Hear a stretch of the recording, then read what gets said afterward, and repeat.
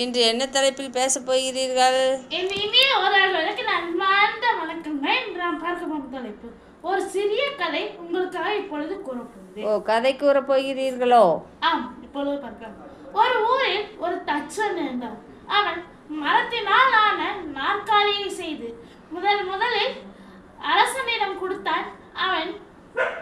அரசன் அமர்ந்தான் அந்த நாற்காலியின் மீது.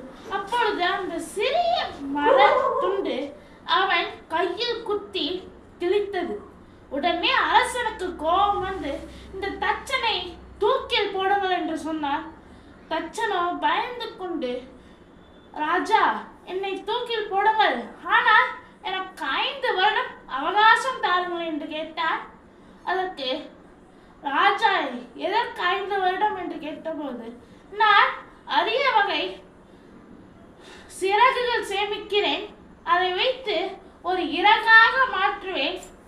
அந்த இறகுகளை உங்களது குதிரையின் மீது புகட்டினால் அது பறக்கும். அதில் மீது நீங்கள் ஏறி பறக்கலாம்.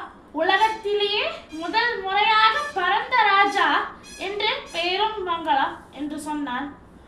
உடனே ராஜா ஆசைப்பட்டு 5 வருடம் அவகாசம் தந்தார். அந்த நாட்டின் மந்திரி அவனிடம், அந்த தச்சனிடம் வந்து கேட்டு, 5 வருடத்தில் உன்னால் அந்த குதிரையை பறக்க வைக்க முடியுமா என்று கேட்டார். அதற்கு தச்சன் சொன்னார், உனக்கும் தெரியும் எனக்கும் தெரியும் அந்த குதிரை பறக்காது என்று.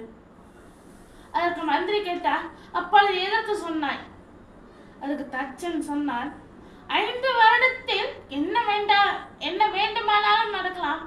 நான் இயற்கையாகவே மடியலாம், அரசன் போரில் மடியலாம், ஆட்சி மாறலாம், மன்னனின் மகன் மாறலாம்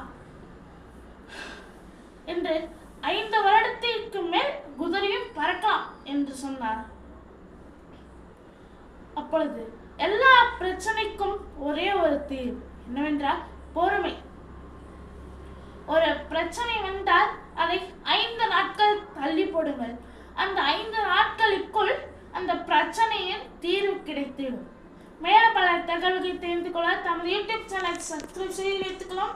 நான் இப்போது விடைபெற்றுக் கொள்வேன். நன்றி, வணக்கம்.